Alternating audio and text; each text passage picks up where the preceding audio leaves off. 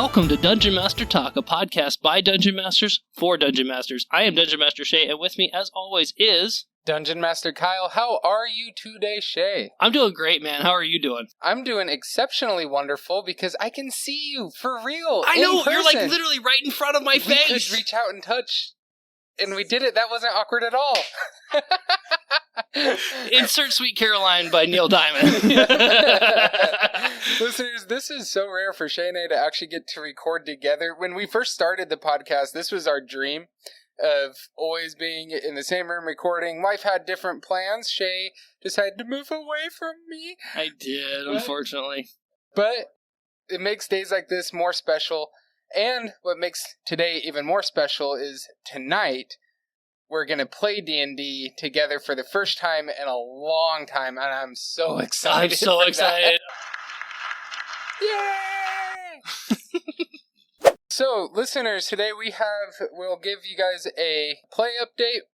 We'll have some awesome advice. We're going to go over DM burnout, which I think is going to be a great topic for us to talk about today. And then we'll hit the parking lot part of last episode for the campaign as we move towards wrapping that up and getting us to, drumroll please, Season 3. Woo! At the start of next year. So that we're looking at that timeline. We hope you guys are excited as much as we are. Yeah, so just to give kind of the general timeline for everybody, we kind of decided this here a little bit ago here at DMT. So the last episode of Season 2 will air in the first week of October. So we will be gone November and December for those holiday months and just to kind of recharge and get ready to go. But I think we've got some big things kind of planned for Season 3. We've been kind of talking about that a little bit. Yep. And I think we're going to add some other things that I think will be beneficial to you guys. Without giving too much away, the broad idea is we want to get back to our roots a little bit, but also still surprise you guys with some fun, useful things. So be on the lookout for that. More details will come closer. We don't want to, let the cat out of the bag. Exactly. Not this far in advance. We don't want to give you guys a 6-month lead time, but do know it is coming, and you can look forward to that.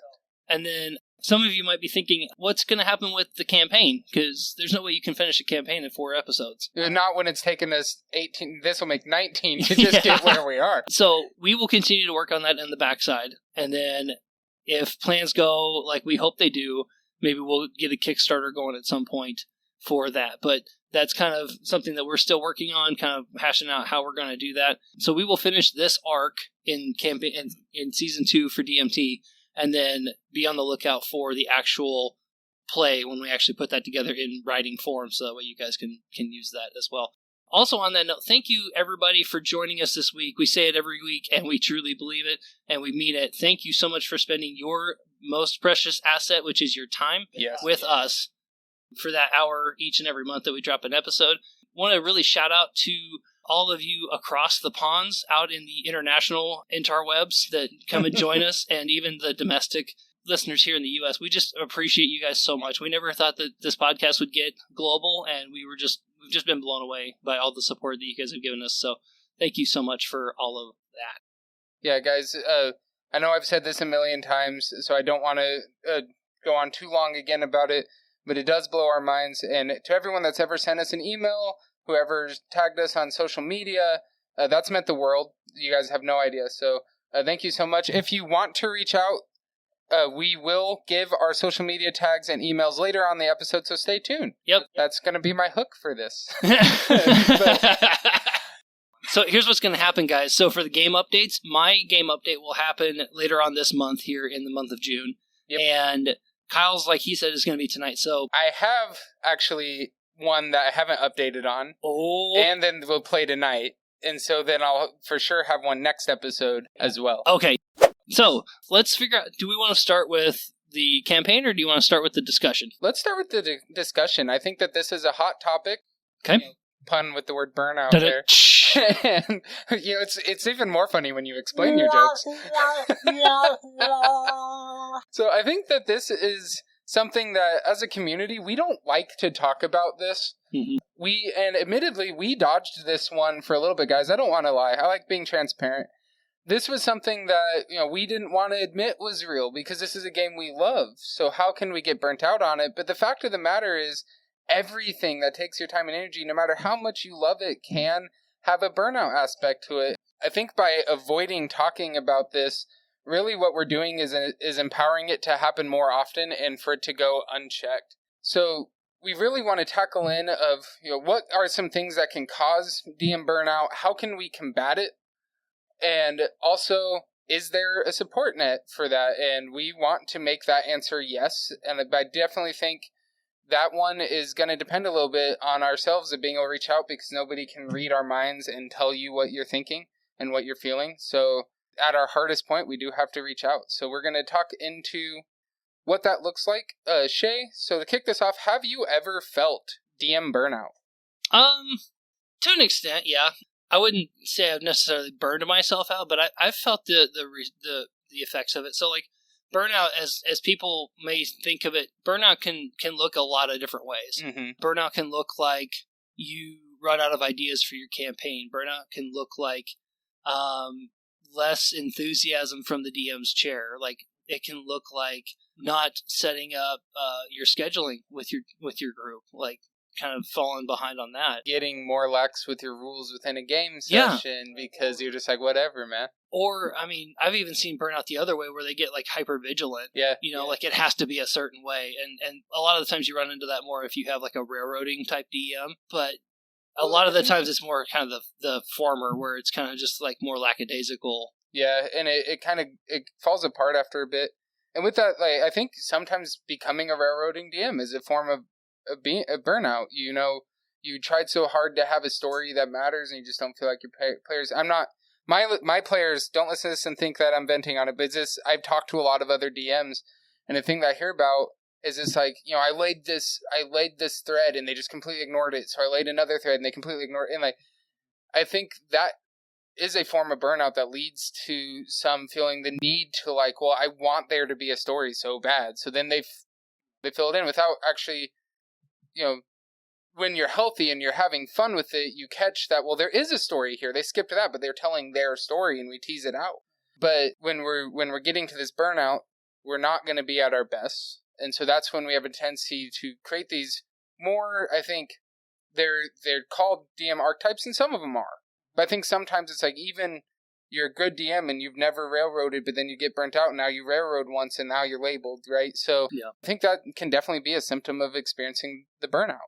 It can, and I think too, especially, when you're creating the story, like, if you get bored with your own story, then that could be a sign of burnout too, because like you're putting all this time and energy, and sometimes like if the story's not progressing like you're wanting it to, yep. You kind of you don't want to TPK the party, because then that's a whole nother issue. Yeah, it just ends and they're mad at you. They never want to play again. Or like you never get a chance to run for them again. Right. You can be a player, but they're not going to let you DM necessarily if you wipe them. Yeah. And they felt like it left everything hanging. Yeah, or like if you get this, if you just try to rush everybody through the story, that's almost more problems than it's worth. I think really if you start to experience burnout, it's one of those things where as a DM, it's okay to tell your players. Yep. I think that it's kind of a stigma, because like we kind of hold the DM as like the all-encompassing person of the game, and it's true, because everything runs through them. And they're often thought of as the glue of the party. Most of the time, the DM, except for, and a very common thing now is, paid DMs, online groups that you found each other, mm-hmm. But your more classic table scenario DM, the DM is normally that common thread. They brought the group together. Not always. Sometimes there's a player that's a common thread and they knew that somebody would make a good DM.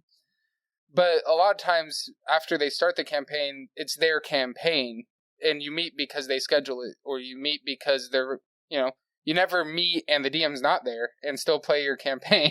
Right. Well, at least you don't play that campaign. Right. You can do a one-off, but somebody else is the DM for that. I think, too, sometimes you could get burnout if you have multiple short games when you're planning for long campaigns. Yep. Like if you end up having like a couple, 3 one-shot clusters, if you want to call them that, but they never actually materialize, but you're writing full-length campaign types, like that can burn you out, too, because like you're like, I have probably 20 sessions worth planned, or like in my head, and we only get to 2. Yep. Like that can be kind of demoralizing as a DM, because like, am I not a good enough DM? Like, do people not respect me as a DM, or am I not doing something right? Am I not stewarding the session like I should? I really felt like the most burnout, and I think there's been a couple times that I've experienced burnout, and I love, again, my players, if you listen to this is nothing against you guys. This is how I handled it, for sure, for me. So 2020, COVID, the sudden switch, my day job, I am on the computer all day long. I am an engineer, and so I'm constantly looking at screens. I have my 3 monitors, and I'm typing away.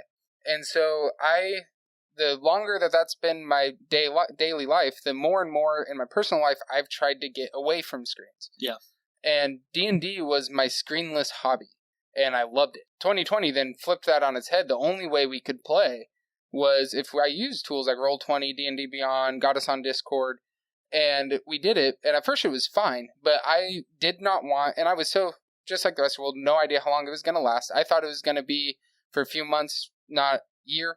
And so I would have us meet, and we were in our world, we were playing with our characters, but I was elongating it because I didn't want the big story moments to happen on the screen. That really caused me to burn out, and we missed a few months in there because I was just at a point where I was like, I'd rather not than to have this whole thing end on a screen when this big emotional moment is going to happen and we can't even see each other. Others loved it because I'm not great at maps. So by having this digital map, that answered one of the biggest problems that I had as a DM, but I was not fulfilled anymore, so I was burnt out. Another burnout that I had was I was so excited for this group to come together and play D&D. We bought the starter kit. We were going to do Lost Mines of Phandelver with an altered ending to launch into the world that I created, and I underestimated how long it would take to go through Lost Mines of Phandelver. And so I created this whole world and these gods, and I created big bads, and I created areas, and I created big scenarios, and I wrote, and I wrote, and I wrote, and I wrote, and I wrote. And then 2 years later, we ended Lost Mines of Phandelver. We finally got through it. It wasn't 2 years, but it sure felt like it. It was like a year and a half.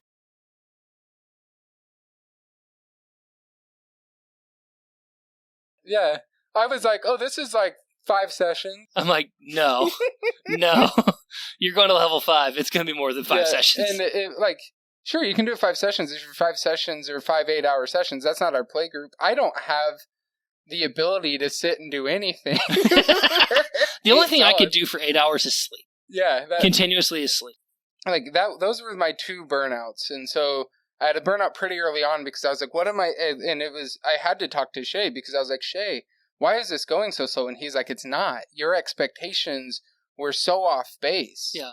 And because I think this is your first like full campaign. Full campaign. I'm like, I've seen enough campaigns to know that like, once you get 3-4 hours in, half of this combat, like a minute-long combat will take an hour. Yep. Because by the time you get through everybody's turn once, and it's reminding where the state's at, going over questions, you got to look up rulings. And I had DM'd one-shots a lot. I'd done a lot of one-shots, one-session stories. And Shay was like, listen, man, like, this is a different animal, and you're taking your expectations from these one-shots where it is a lot more railroady by nature. You start in the dungeon, you do the dungeon's over. Or you wake up in the tavern and you're trying to figure out where your weapons went. And anyway, that's a different campaign. But yeah, like when you start getting into those campaigns, especially when you have the mindset of a one-shot mentality, it can cause some burnout because you're expecting it to go 10 times faster than it probably will. Yep. And a lot of the times I've noticed too that sometimes you have an NPC that you're like, oh, okay, they'll meet them, kind of meet you, maybe buy some goods from you and be gone.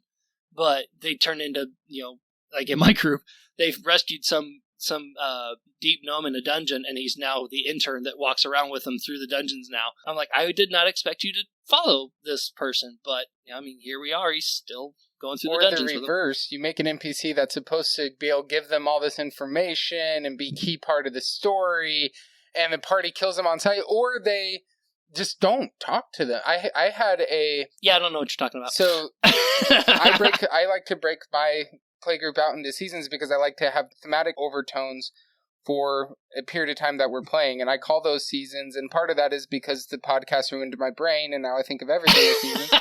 But you're welcome. Thank you. So season 2 I had my boat arc where it was fun. It was mainly just fun, but there was some important moments that planted seeds in there. But then when they got off the boat, there was supposed to be this NPC that had all this information, that was a really cool person that I gave a long intro for, that the party was supposed to really heavily interact with. They said 4 words to him, didn't get his name. So I at one point I was like, do I need to have every important NPC have a herald? Just kind of introduce them. But then now I've teased my party about it, and I've complained about it on this podcast. So now I described that there's people in the town square. We want to know their life story. Their names. And I was like, they didn't all have names. Thanks for listening, guys. I am happy about that. But and I think it's one of those things where you got to tamper the expectations, because for whatever reason, players will latch on to certain things that you don't deem that are necessary, and then they'll that cow mooed twice. Yeah, and then we're chasing it around town. But I think also maybe another type of burnout is like you're laying out all the pieces and like none of them are getting picked up, or maybe one, and they're not even really picking up. They pick it up, look at it, and they put it back down. Like it's not even a hey, let me look at this, flip it over, maybe try to connect another piece or two. Like it's almost like there's no intentional work towards it, and it can be frustrating because like you're trying to describe it the best way you know how. And it's just not going that way. So I guess in that vein here, let's figure out like how can we kind of solve some of that. Like what are some ways that we can kind of work around some of that burnout? So maybe in some of these cases, really, I shouldn't say some. A lot of it just kind of boils down to communication when you think about it, really. So listeners, you're going to notice a thread now. A lot of our advice, the most common thing that we advise as the answer, 9 times out of 10, we're going to say, first, talk about it. And really, before people say, hey, that's you guys taking the cop-out answer, no, I want you guys to remember the core part of our game, D&D, Dungeons & Dragons, whether that's, maybe it's not D&D for you, maybe you're Pathfinder, maybe you're playing a Power of Apocalypse game, maybe, or Star Wars. Whatever tabletop role-playing game you're playing, the base, most important part of it is our communication layer. We're describing, we might have miniatures, we might have really robust maps. There are incredibly talented, wonderful artists out there and people who are great at using the online tools to make it super visual, but still at the end of the day, we're talking about it. And so, yes, the best answer a lot of time is be honest with your players. Like, hey guys, I just want to address, I lay these clues out, these big storyline beats. I feel like you guys gloss over them 9 times out of 10. What can I do to make it more obvious that this is something that should be investigated? What am I missing on this? Also, is this not the type of game you guys want? If you have one person that's kind of, for instance, the group says, hey, we're going to go on this quest in the hills and we're going to do this, and this other guy's like, I'm going to stay in the tavern and write my story. Like, if it's one person that's just kind of like not focusing, you could see, okay, is it the character that's doing it, or is it the player that's doing this? Because there can be a big difference. I was in a game where we had a warlock that when he ran out of spells, or like almost ran out of spells, he would use his last one to turn invisible and just sit down right in the middle of the battle and just keep writing his scroll, like whatever he was doing. He took himself out of the fight, essentially. And with warlocks, like you have cantrips and you can do other things too. But it was just one of those things where he just felt like that character would just cop out and kind of get out of the way. But if it's the whole group that's doing it, then I think that kind of merits that big conversation, like saying, guys, okay, I love the fact that you're trying to stay in character and be the character that you've drawn up. Is this just stuff that your PC is not into? And if so, what would be things that intrigue them? So that way I can build a story for you. Yep. And also sometimes we have to talk to them about, like, what would it take to grow the character? Yes. To not do... Because sometimes it's funny the first time, it's tolerable the second time, and then sometimes that third time it's like, all right, man, we're a one-trick pony. Yeah. Like, and I don't want to harp on players. Like, I truly believe as a DM that the full control of the character is you. You, the player, know your character. I, the DM, know the world. And I will, like, you do what your character will do in the world, and my world will react to that. My NPCs will react to that. But you get control of your character. But when those character choices are causing a poor time and poor experience for the party, then then we need to talk about it. Yep. But if it's fueled from the person, then we need to talk about it as people. When it's fueled by the character, we need to talk about it kind of in game speech almost of what motivates your player to, or your character to do X, Y, or Z. Like, why do they get out of bed? Yeah, and what about their backstory caused this experience? What fueled them to be this way? And then thus, what character growth arc do they need to go through? Because then it's story. And when it's fun story stuff and we're playing our character and the story grows our character, that is awesome. And we love that. That's the stuff we remember and we talk about forever.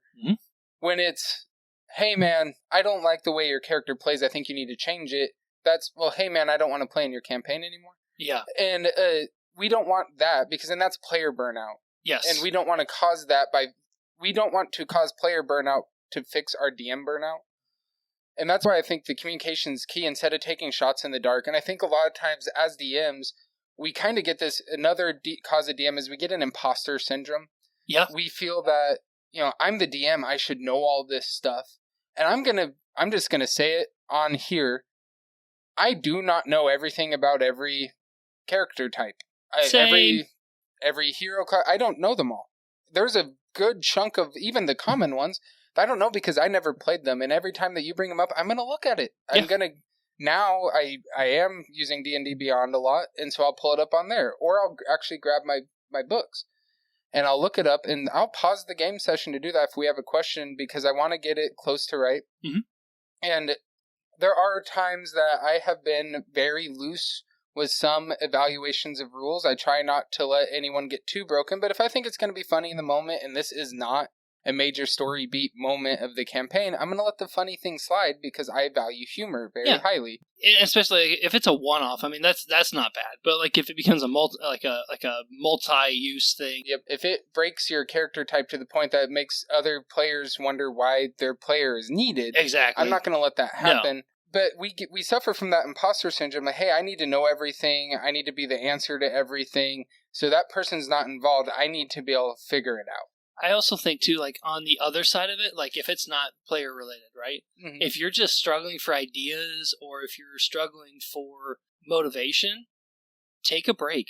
Yep. Like, take a Kit Kat bar, take a break, like... Walk away from it for a minute. Don't walk away forever. I mean, yeah, and even if it's one of those things where you have to kind of make a season like we've kind of talked about here on the podcast, and you say, okay, like, if you get to an end of an arc, maybe look at a couple of your players and say, hey, I need about 10 sessions where I don't have to play, or where I don't have to run the game.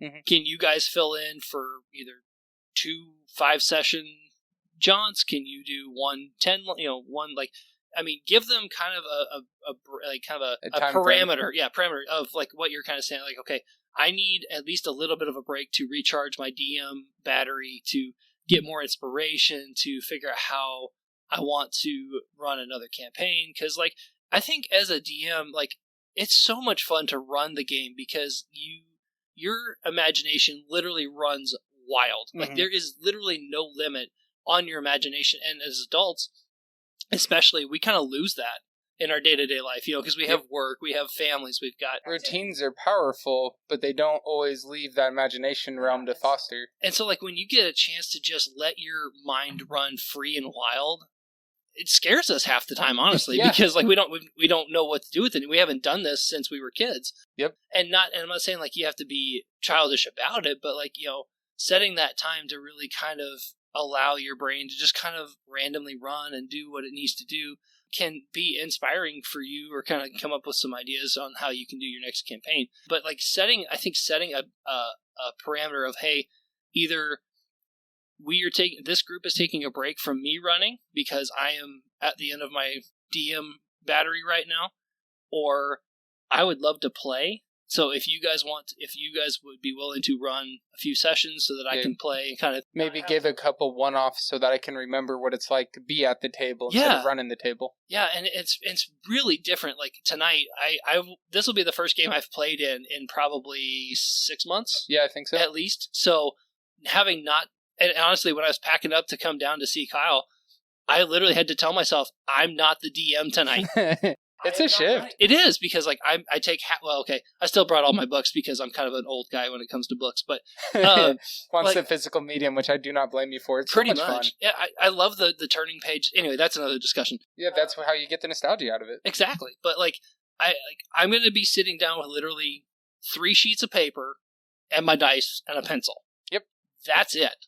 Other than the audio equipment, because, well, he's just stuck with me. Well, hey, if I get my sound guy here to play in a session, I want to take advantage. I mean, hey, if it's there, you might as well. So, but all of that to say, like, be honest with your players. Be willing to say, hey, I'm not okay. Yep. And it could be like, I'm okay as a person. Like, my life is fine. Yeah. But like me as a DM, I need to plug that DM battery back in for, maybe 5 sessions, like 2, or however you guys want to do it. Like, yeah, if you meet bi-weekly or whatever, it could be like 10 sessions. Yeah, and we're throwing out numbers here. These are not prescriptions. No. So you got to kind of think about what's right for you. For me, before, it's just been like, hey, I might not toss out. We're going to be a little bit busy this coming month. I'm feeling it a little bit, so we're just not going to meet for a month, and then we'll meet the next month. Yeah. And that's worked for me in the past. Sometimes it's, well, I need to actually take a break from listening to,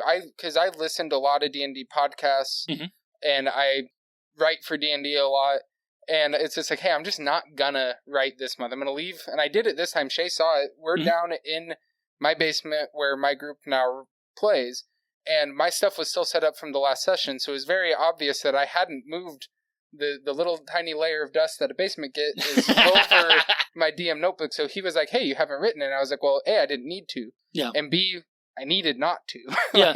And I think sometimes too, like, something that can cause burnout that I've seen too is if somebody runs a session, like just say you run a session, whatever, put it down for 48 hours. Yep. Don't think about it. Don't talk about it. Don't meditate. Like, get it out of your brain, because basically what you're doing is you're kind of putting a protective barrier mentally between you and the game to be able to say, okay, the game is great, the game is fun, and I really enjoy playing the game, but for my sanity, I also need to remember that I am a human. I am, a dad, a mom, a brother, sister, whatever, and I have other things that I need to do as well. So like that way you can kind of keep the mystique of the game, keeping that magical fantasy world kind of a fantasy world that you get to enjoy when you have the time. Yeah. But it doesn't become that all-consuming thing that you always think about. Yep. And I do think it's powerful. And some people we can't because we don't have time. Sometimes finances get in the way. But if you can have another hobby. Yeah. And it can be D&D adjacent. My other hobby is Magic the Gathering. A lot of people, their other hobby, it's nowhere close. It's like yard work. It's that's fun. Gardening. It's playing golf. It's being a sports fan. It's being a movie buff. But having that other thing, because sometimes those other things can fuel you for ideas. Probably the moment that I got the most ideas for this campaign is leaning into my father's hobby of kind of being a history buff. We went down to Arizona and explored Tombstone and Tucson, and I got all these ideas. My campaign is not at all Western, but these things fueled thoughts and ideas for me, and I was like, oh man, it'd be so cool if there's a secret underground tunnel passageway that teleported us from here to here, and half the time it was shrouded in mystery, and we didn't understand how it could possibly do that. And so you can get cool ideas from that, but then also sometimes it's nice to just be like, hey, D&D is not a thing this week. Yeah. And I'm not going to think about it. And I'm going to do whatever it is I do in my life to fuel myself. And then I can come back to it. And some people are fueled by D&D, and that is amazing. And I love that. For me, it can be both. D&D can charge me up so much that I'm so hyper that my wife's like, dude, take a chill. And others, sometimes here's some melatonin. And sometimes it's like, hey, this was so much fun, but I need to be away from it now. Yeah. And sometimes it was like, that they had fun. My plans are dashed. So that wasn't necessarily the most fun for me. I think sometimes even like you were saying, like kind of like watching movies or doing history buff. So like for me, one of my favorite probably 3 of my top favorite movie series, I'm going to go 4. But the last one's a TV show. Harry Potter has been a lifelong favorite series for me. Lord of the Rings. I've seen the movies. I have not got myself to read the books yet, but that's on my bucket list. They're Fast and the Furious, and then White Collar. For those of you who are into that I'm show. watching that now. Good show. Oh, dude, it's so good. This Anyway, is my first time through it. all of those not sponsoring this podcast, but the moral of the story is just like cool things. Yeah, you pick up on themes from some of these movies. Like and even when you watch the same series over and over again, you pick up stuff that you didn't pick up the first time. Yep. And sometimes that thing that you didn't pick up the first time, but you picked up the fourth time you watched the series, like, I can use that. Yep, and so that makes sense. He got to list his, so I want to list mine now because I'm a jealous human being. But my big is Avatar: The Last Airbender and Legend of Korra. That's good. Both of them, love them. Big themes from characters throughout my campaigns from those. I also was a giant Harry Potter fan, read every book multiple times, watched each of the movies a dozen times. Good. Star Wars was gigantic for me. That was as a kid, the Star Wars and Empire Strikes Back were the two movies I would watch if I was homesick or if I had a bad week. Those were the two movies I wanted to watch. Yep. And then really for me, my fourth one, it's kind of a tie. It flip-flops by my season. It's The Inheritance Cycle by Christopher Paolini or Lord of the Rings. Yes. Of course, by Tolkien. And again, none of those are sponsors of this podcast. Just cool things. We like them.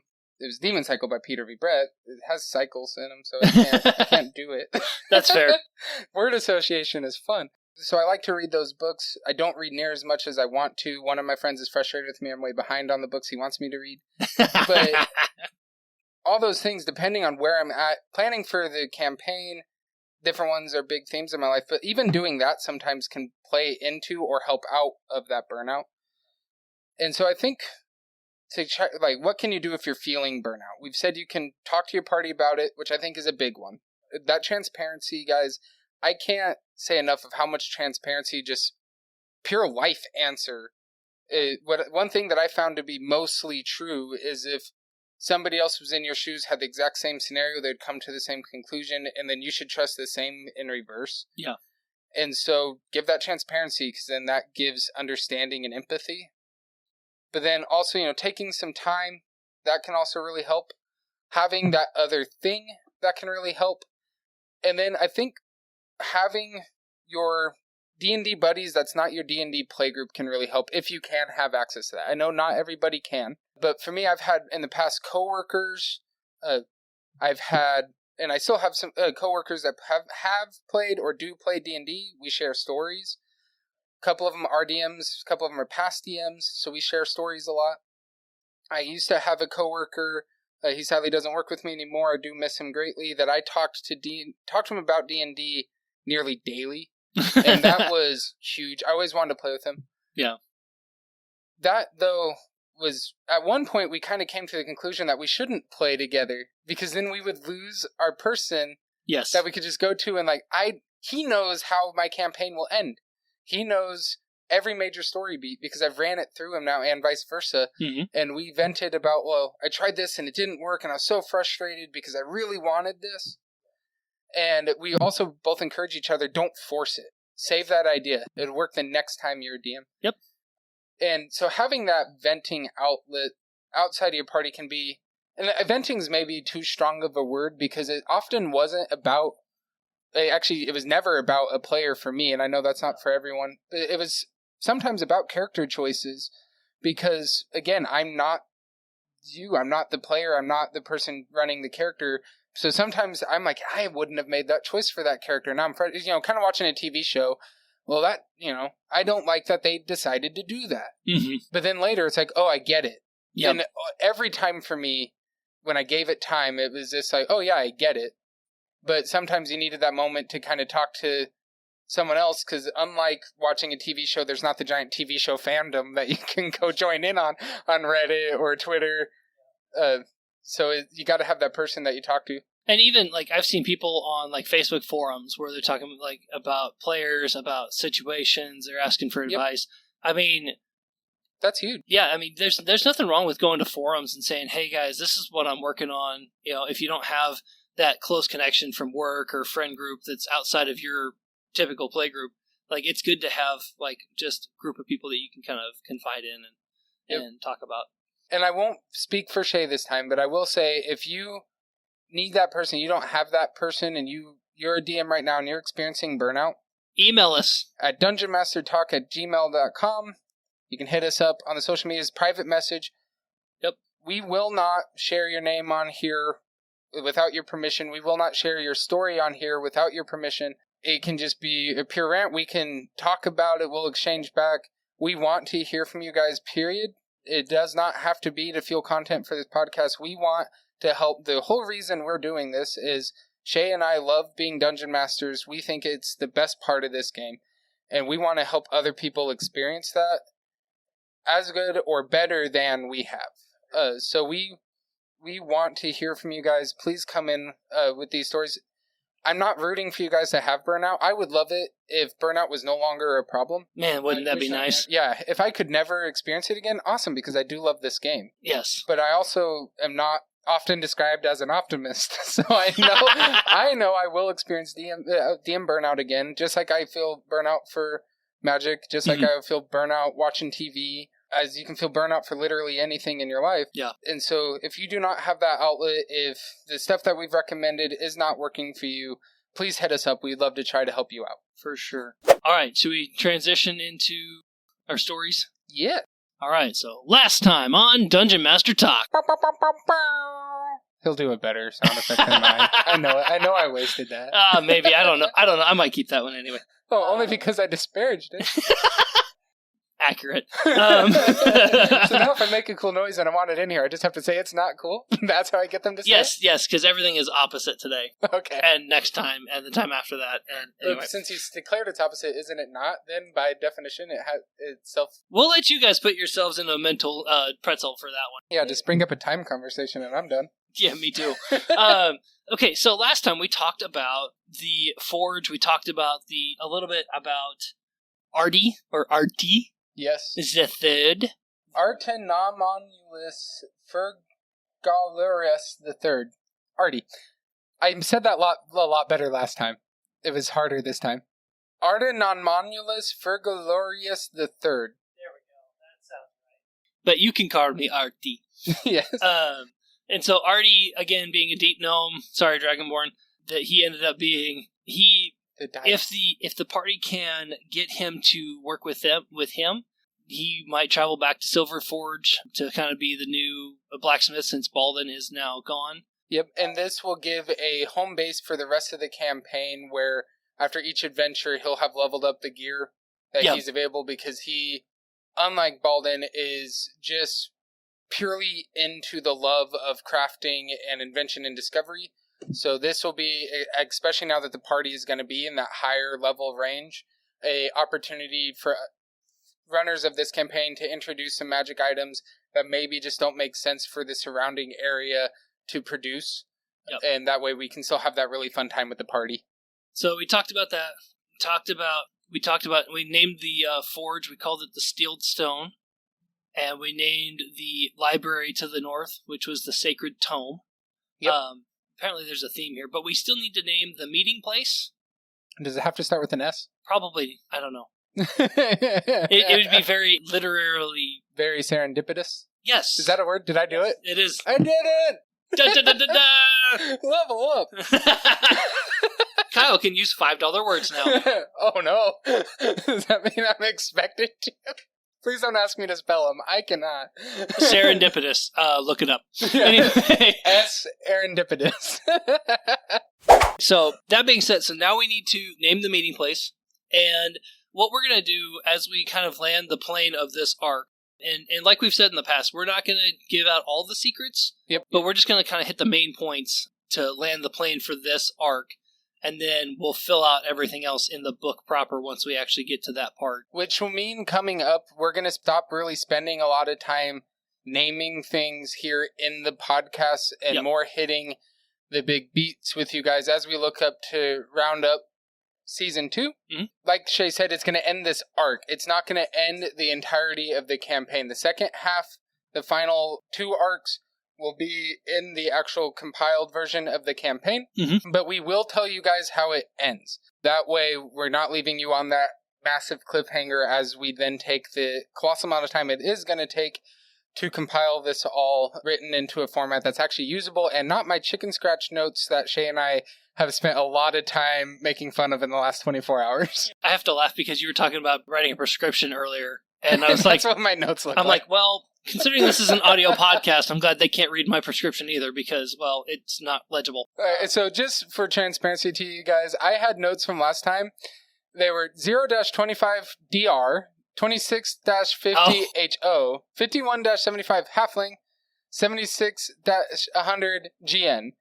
And this was... Do you remember what that was for? Yeah, that was for declaring the race of Artie, yeah. Artemis. And then I have Artemis's name. Sorry, that's not even his name. Artunomonulus's name. Yep.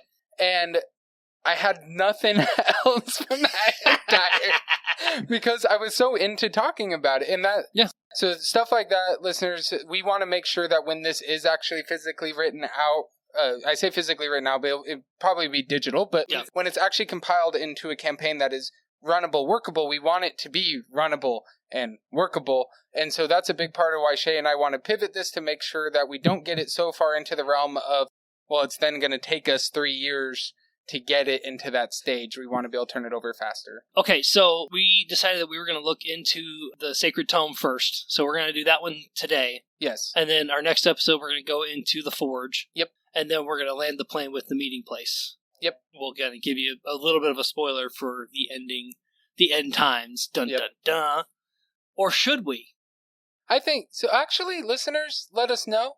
If you want to know how the story ends... How spoiled do you want to be? Yeah, so let us know at the email dungeonmastertalk@gmail.com or on the socials to come later in this episode. How would you like us to wrap this up? Do you want us to tell you what the final encounter will be and what the answer to it all is? Or do you want to discover that for yourself and you would rather us just wrap up Arc 2 and then we'll get out the campaign module in some time? I'm not going to put a promise date to that. That's to come later. More to come on how we'll determine that in the future. All right, so back to the library. Okay, so we established that it was in the north. Yes. We established in the beginning that the high elves, or elves in general, were probably the ones that would have been able to retain all the information. Yep, because they're the ones that lived through it, yeah. And they were smart enough to actually build like reserves to hold this information. Now, yep. Whereas like the humans would have tried to, but because their lifespans aren't long enough, therefore, is it just, kind of that D&D lore, humans don't build things that last as long because they don't live as long and they want to rebuild on top of it. Dwarves build stuff that lasts longer than humans because they live longer than humans, but then the elves build things that last the longest. So that's kind of where we landed on that. And the way I kind of understand is like elves kind of, when they build something, it's more to attune it with nature because that's kind of part of them. Whereas dwarves, like, it's built to last. It's a tank. Yep. Like, unless you put a lot of C4 and something like inside, it's not going anywhere anytime soon. Yeah, so I definitely think in Arc 3 and 4 and beyond, to wrap up this campaign, there will definitely be opportunities to introduce stuff that's more dwarfish in nature. I just felt like elf fit the theme of this arc better. Yeah, and to be fair, like, there's going to be multiple libraries throughout the world. Yep. But this is going to be the one that's kind of pinpointed for this specific arc. Yeah, and this is probably the one that is super story heavy. Yes. There may be others that have story and lore in it if the players come across it, but more of that optional side quest stuff. There might be one other. We've bounced back and forth on if there's going to be one other down the line, but this is one that's like roads have to pass through here for the story to progress. This Sacred Tome, I'm going to say built out of limestone. Oh, I love it. Okay. That's beautiful. Like a lime sandstone, and it is just carved. Okay, so like... etched into the stone. There is some dwarven architecture in there because there's some like smitten like gold and silvers and other type of metals, like kind of around it, kind of doing filigree on the posts, like on the columns in the front. So maybe it was a sign of friendship between the two. It was a collabed thing. So we're going to say that this Sacred Tome, sorry. I know. So the Sacred Tome, be the philosophers on the next time he says it. Depends on where you bought the book. But like, I'm picturing this like deep forest, massive type building, right? So limestone in nature, but we have granite stone steps going into the door. This is beautiful. So like But this is kind of like a granite, yeah. So we're but like kind of a darker color, like a really kind of dark granite color, and right? a little bit faded now because it has not been cleaned. It has not been. So some of it, even like picture in your head that the Force is trying to overtake it again. Well, the tree lines have kind of covered a lot of the walkway, and branches are now coming into at places. And I think this, you can still, though, the beauty shines through. Yes, because it is elf and dwarven build. Yes, so it is immaculate, but the Earth is trying to reclaim as time goes on. This fortress is built to not only harmonize with nature, but it is a brick house. Like, it is not going anywhere. In another 500 to 1,000 years from now, it'll still be here. The world, not so much. It'll just be standing on a floating platform in the middle of space. But this will outlast the planet that gave the material. Pretty much. No, I'm just kidding. Okay, so here's what I'm thinking: 100,000 square foot. Like, oh, dang, huge. This is a huge library. So that way, this could also have stuff later that they might have to come back. I love that. So 100,000 square feet. So proper context, that's like the size of a super Walmart. Yep. Roughly, that's about the same square footage. That's exactly where my brain went, so I'm so proud of you. Okay, but we're talking like shelvings that go probably 20 feet high. Like, these are huge. So what I was thinking of this is it's going to have an immaculate main entryway, because this was a storage place for knowledge. The thing that elves value, the only thing that they really value more than nature is knowledge. Yeah. And so this is probably sacred to them. So this entryway, when you come in, it is awe-inspiring and breathtaking. We'll go into the description of this more in detail in the actual campaign to come, but it's going to be an immaculate entryway with colonnades and use of metals and stonework with nature that just defy our logic to make this incredibly beautiful. And it has that spot, but even that in and of itself is to instill knowledge. So I think that there's like a history painting mural that just encompasses the whole thing. I got it.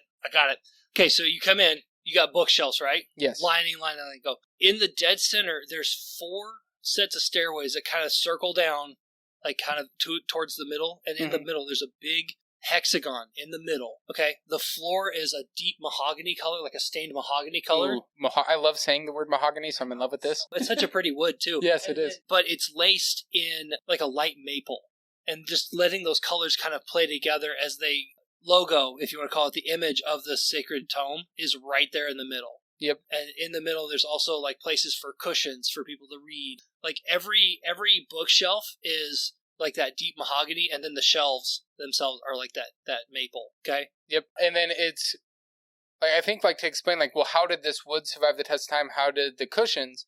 Is that, again, this is elvish woodcraft. Yes. It is imbued with magical energy.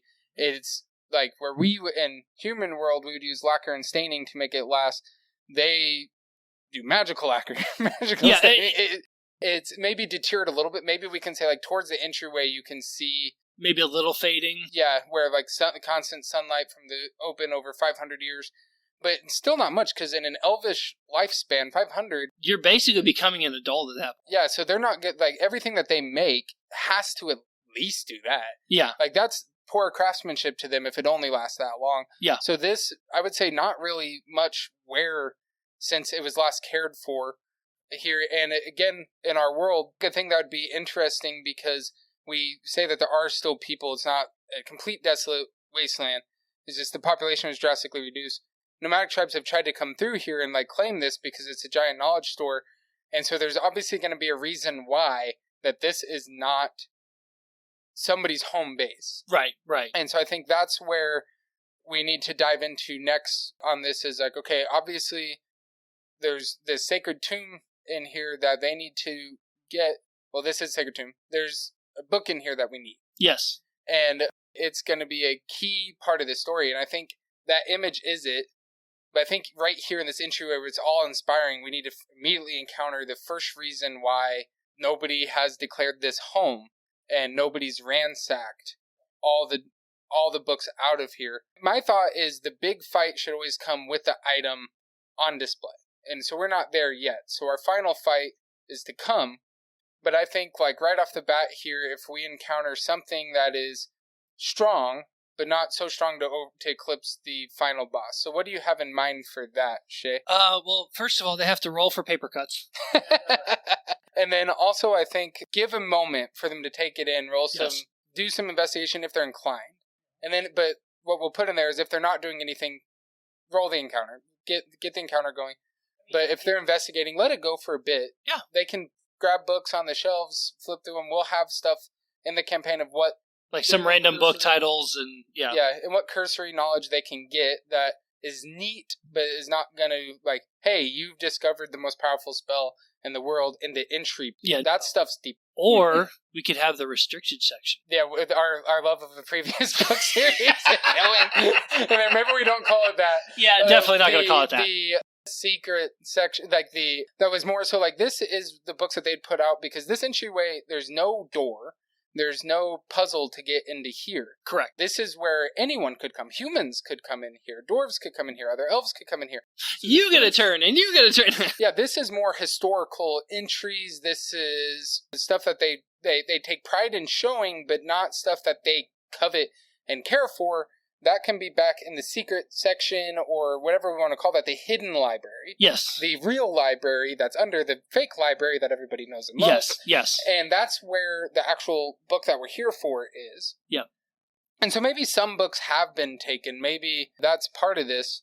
But I think if we, like, right up the bat up here, run into some, like, we're in a post-apocalyptic world that has some crazy weird beasts. I think that this could be an opportunity for like some spirit combat or undead, or if we want to, because that's kind of drastic. I love it being so juxtaposed to the nature just screaming at us, or it could be if we're willing for a little bit stronger of a fight here and trying to encourage them to rest up here before going down. It could be like an earth elemental. Could be. Maybe even get into like some little devils, possibly. Yeah. Because like we talked about in the beginning, like the overarching lord that they're trying to bring back is a lich. Mm-hmm. And so I think if you have some semblance of those kinds of creatures, that would kind of tie in really well going forward. So like a bone devil, I think. Yeah, a bone devil would be good. And that's a good challenge rating for our standard. So party for at level 7 or 8, a CR of 9 here, which we'll talk more in the future about determining. We've done it a little bit in the past, but maybe another shot at like CRs and when they're appropriate and what levels, how they scale. Right. But a CR of 9 for a Bone Devil here would put us at it'll be a pretty easy combat. So if we toss 2 of those in, I think we get a hard one or deadly even. Yeah, and honestly, like I wouldn't, if it's on the top level, I probably wouldn't put anything too heavy. Maybe a medium encounter, if that. So a single Bone Devil for 4. It'll be a couple rounds of combat. Probably 3-4 rounds of combat. Okay. Nobody should get downed in it, but we should use some spells. Yeah. And hopefully get some hit. If your dice roll closer to the average numbers that they should than mine do, I'm definitely a below average dice roller somehow, which is it not depends on the day dice. for me, but well, it's supposed, like, this is supposed to be the most. I think I roll good for you, so I'm just big into now making my characters roll for me to do damage to them because I can't hit them, so a lot of saves. But anyway, a Bone Devil, you should get some damage in. Hopefully encourage them to rest up here. If they don't, we'll talk about later in this final fight what the consequences could be out of that. Okay, so I think also when we do that, when we go to our secret area, underground should be more of a stone construct. You know, because you're building your foundations, right? So, what kind of stone should we use for that? I just did an entire arc in our campaign that was all about stones, but that was last year. That was so last year. That was so last year. I think like you could like it kind of depends. What aesthetic do we want to go for? Because this is fantasy world. It doesn't always have to be stones that we would actually use for building in the real world because we kind of have the cop out answer of well, magic makes it possible.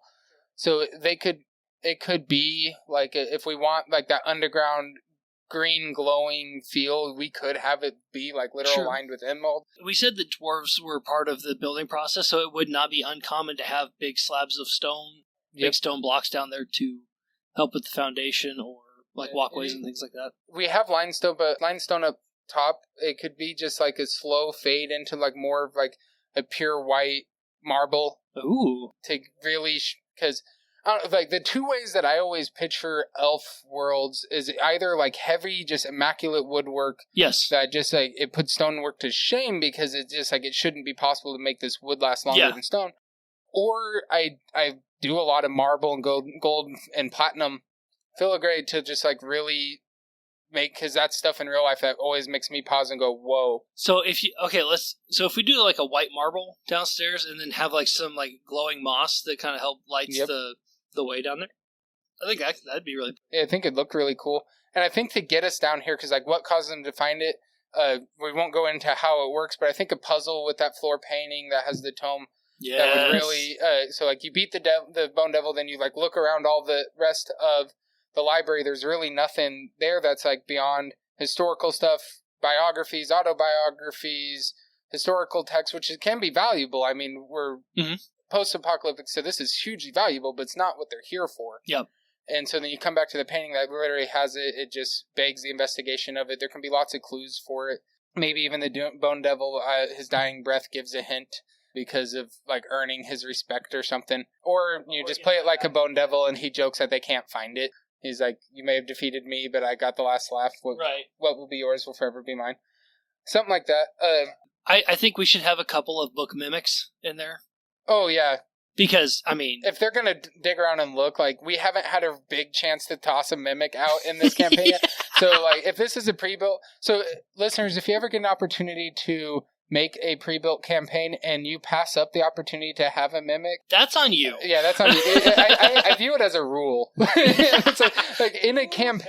So, if you're doing a campaign for your playgroup that's a real one, maybe not, like, use it sparingly. Yeah. But if you're making a pre-built for others to play that may be someone's introduction to D&D, you gotta throw a mimic. I think it's a rule. So we'll have a couple mimics upstairs. When we get downstairs, maybe a few mummies or skeletons that kind of come out. It's underground, because even though it's elven, it is underground, and this has been overtaken. Like, we have a Bone Devil up top. Yeah. So there are, like, unnatural evil has moved in here. So I think with that being said, let's start kind of looking at this. The main fight, or if you want to call it like the main part of this to get the information, the book is on a pedestal. Mm-hmm. We'll say the pedestal is a mahogany type thing to keep him with the wood up top. Yep, it should be exactly what the painting on the floor up top depicted it as. Yes, and so on that mahogany pedestal, big center room. Unnatural source, like looks like sun rays are down upon it, but it's not. Okay, I'm good with that. And the ground is immaculate. The pedestal has like that maple top, like you know how like you have a butcher top on a counter. Yeah. So we'll do like a butcher top maple, and then like the mahogany on the bottom. Yep. And then the book is sitting open. The book needs fixed. Yes.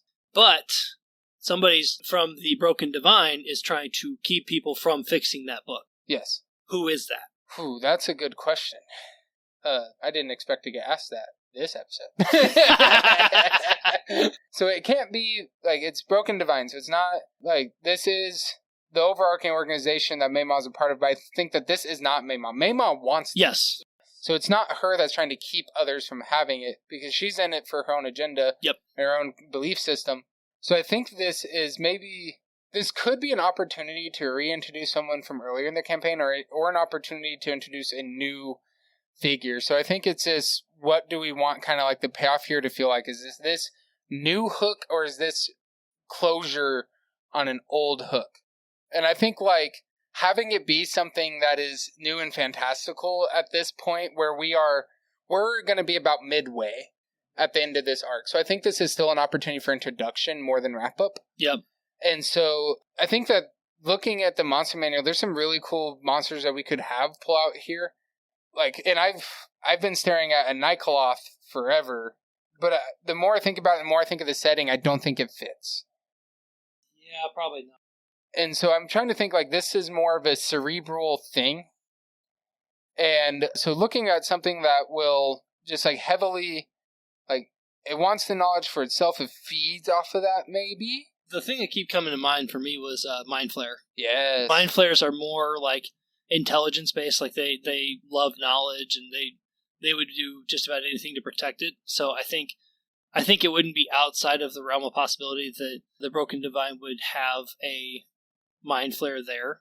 Yes. From the upper levels. Like, obviously, like, we've been talking about kind of the grunts so far. Yep. But, like, this is something that, like, the upper said, okay, we need to protect these specific places. Yep. And this is one of them. And I think, like, with a Mind Flare, they are highly intelligent beings. Like, the Monster Manual has them as a +4 intelligent modifier. So these are smart. Base 19 intelligence stats. So you better have your Wheaties when you go fight them. Exactly. So I think, like, this makes a ton of sense of pulling in here.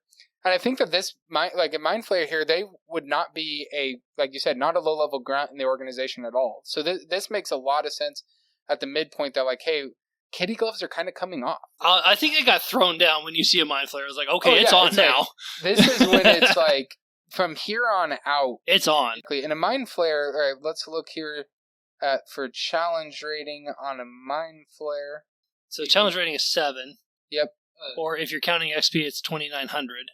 So if we're 4 level 8s, 1 Mind Flayer, that's going to be really easy. So we probably need more than 1. Yeah. I'm looking at, so like, what do we, out of this as a mid-level, this should be like the first time, really. Like, and we had one fight before this that death was possible, but the first time that's just like, yeah, if your character dies here, you shouldn't feel bad about this death. And we're midway through the story, another character can still introduce. So I think easily 2 of these, that would put us at 5,800 XP. That would be a hard to deadly combat. I don't think 3. I think if we need harder than this, if we need harder than that, because I think 3 and we're actively killing members of the party, or making that highly likely. So do we feel like 2 is sufficient, or do we feel like it should be 2 plus something? I'm kind of voting for just 2 Mind Flayers. I think 2 is probably good for now. I think 2 is just hard enough to shake them up. And honestly, like, you know your players better than we will. Mm-hmm. So if you feel like that's a little weak, then feel free to either add like a small minion, like maybe another, like a zombie that's been on there. I think that might, like, a Mind Flayer, just thinking thematically, I think a Mind Flayer would look down too much to use a zombie. Yeah. But he would also value something that he could heavily control. Yes. And so maybe to kind of, I could see a Mind Flayer getting much joy out of having something like an orc or a goblin down here, because this was Elven, so he would take great pride in the insult he's taking against the elves of the past by having orcs down here or by having goblins down here. So what this will say, so this will have the base 2 in it, but we'll put in there, if this combat is proving too easy, one of the actions you could have a Mind Flayer take on their turn is to call in their minion back up. Yep. That way this combat can have the levity it should at this midpoint in the campaign. So, assuming that you succeed, which we hope you do. We're rooting for you. We are, even though we're sending monsters to kill you, it's fine. Yeah, I always root for my players as I actively try to kill them. That dichotomy is so sweet. It is such a weird game. Like, just stop and think about it for a minute. This is a strange game we love. Here's the thing. The Mind Flayers have been protecting the book, yes, but their version of protecting the book is absorbing the book. Yes. So the book is going to need mended. It's going to need a lot of attention. Yes. It's not something that you can just go pick up and cast mending on. This is going to be something like you're going to have to do like a restoration. You're going to have to learn how to paper mache some stuff back together. Well, and I think this is going to be one of those, we are going to have to take it back to Artie. Yes. And Artie's going to be the one that, like, there's a reason why we introduced Artie prior to this. Yes. Is Artie is needed to restore this book. He's going to need Enticed for it, which is going to be future quests, and he's going to need stuff for it, which is future quests. And also this is going to be a layer for story-wise, because again, Mayma wants this restored version of this book, not for the reason the party does. Yes. She wants it to bring about restoring her deity. We don't know that. Mm-hmm. She knows that. So this is going to be an interesting political dynamic back at the town. And also, too, if the party doesn't get Artie to do what they hope that he will, then we'll have some other characters that would be able to do stuff like that for you. There'll be opportunities to introduce others. Yeah, or to give the party the ability to learn how. So there'll be 3 or 4 ways to achieve this outcome. How big is this book? I think, like, I'm picturing a very sizable, hard, like, and very ornate covered book that's easily like a foot long and probably, I don't know, how big is this? 3 or 4 inches thick of just pure stacked paper. That's going to be pretty massive. Maybe width of about 15 inches Yeah. closed. So Yeah. like when you open it, it's like 30 inches wide. Yep, like you hug this thing to carry. You don't just like pick it up by the bind, because then it's like, oh, I'm gonna drop it. You have to two-hand this thing. Maybe let's do 15 tall by 15 wide. I like it because that's more of a square. Yeah, Which well, would make it but look a that's little when it's closed. So like when you open it, it'll be 15 rectangular. by 30. Yeah. Yeah, I like that. Okay. And very ornate. We'll make sure that we work with somebody who can draw that, because it's not us. And then, like I said, we'll find some other small little quirks and things to go into the library, but that's kind of be kind of the overall arching theme of the Sacred Tome for now. Yep. Should that change, you will know later. Exactly. Dun dun dun. So then, listeners, that really wraps up this arc of it. There's of course the return journey, but that's not going to be like big story beat. Maybe just a couple opportunities for encounters that we'll toss into the book, and that will be really to just help make sure that the party is in fact at 8, wrapping this up if they were not already. We would like for them to be well on their way to 9, but of course it takes time. This one combat's not going to get them there. Now moving on, we do have some play updates. Yeah, you've got the update from the last session, not the one that we're doing tonight, but the last one. Why don't you go ahead and do that? I'll edit mine in after that, and then we'll land the plane. Beautiful. So play updates, everyone.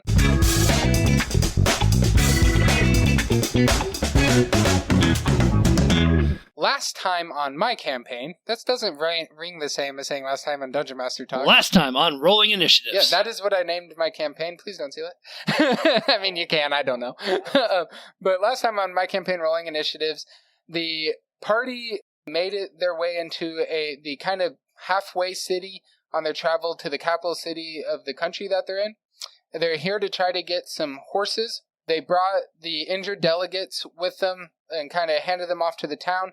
They realized really quickly that the town is in pretty bad shape. They have been getting raided nightly by orcs, and their walls are in disrepair. They had some fun interaction about that. They weren't really that sympathetic.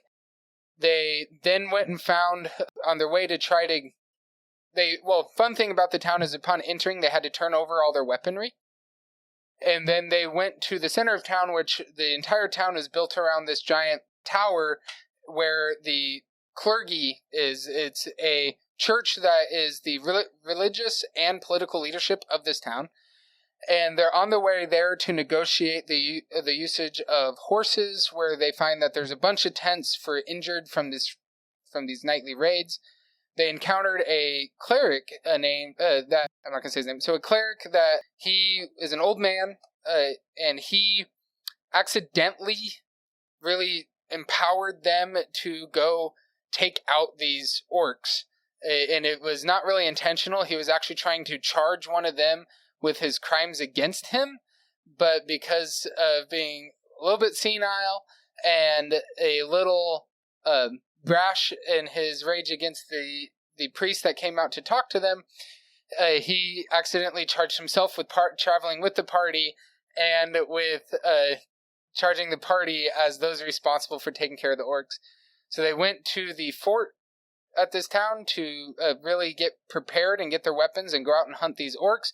And they met a dragonborn paladin who has been there under the sole purpose of wiping out these orcs, so he willingly joined up with them to go on this kind of excursion. They went and set a trap for an orc scout party, were able to take out several orcs and some trolls.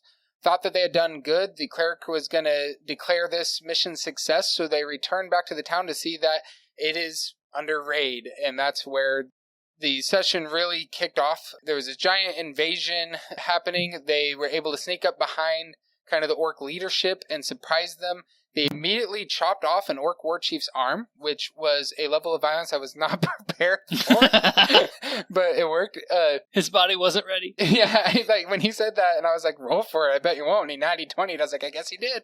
Well. Bummer. That was literally the only number I was going to let you do that. So they successfully fought off this orc invasion, and they managed to capture the kind of second in command and orc war chief, and a few others by the best use of a sleep spell that I've seen live. So that was pretty awesome. And so looking tonight when we kick off to play to get back into some role play as we figure out what they do with their prisoner. Awesome. Hopefully they're nicer to their prisoners than the last time that they had. Oh, yeah. Yeah. We don't need to go into that. It was bad. That's for another episode. Yeah, I we did probably have to still talk won't to him record. about that. Yeah. All right, everybody, it is time for Shay's game update.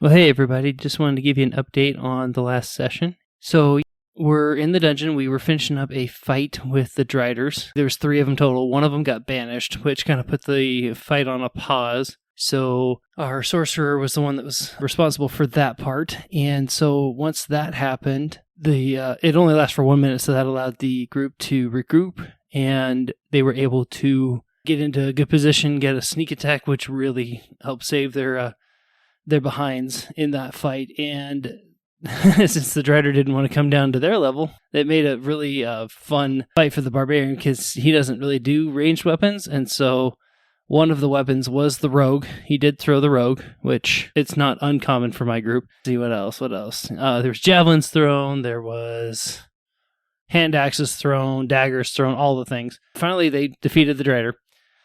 They took a long rest, and when they did that, there were some visions that were had. One of the newest fighters, the former intern, had a vision of one of his old compatriots that was kind of egging him on to leave the group that he's in and join him again, because they were former adventuring partners at one point. The sorcerer was visited by a tiefling woman that was enticing him to come visit her, and the barbarian had a meeting with the long-haired man in his dreams that was egging him on as well. So there was all of that. Once the sleeping was done, they went and did some exploring. They went into like a long cavern, found a stone wall that kind of ended the kind of a dead end kind of thing. And so once they saw that, they saw the whole map, because it's on Roll20 and all that. And so they saw the black, and they saw like how close they were together. So they're like, well, I think we can just go through this real quick.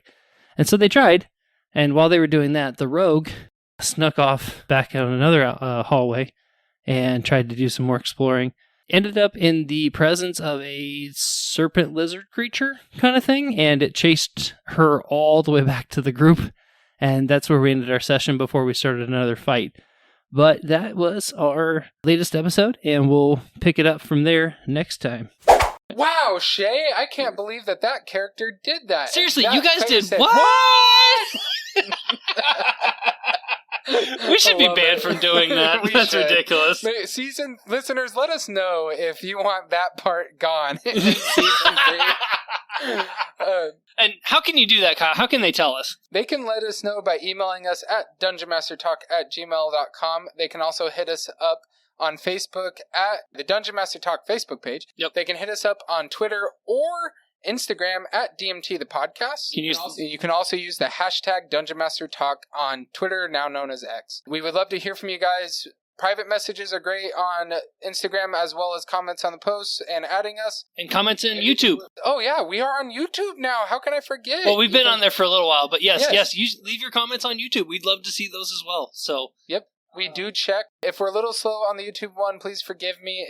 I'm still learning the social media, but I will get to your comment. And once again, guys, thank you so much for being with us this week. Again, the most valuable asset of anybody is your time, and we just appreciate you spending that time with us. For all of us here at DMT, I am Shay. And I'm Kyle. And we'll see you next time. Bye, guys. Peace.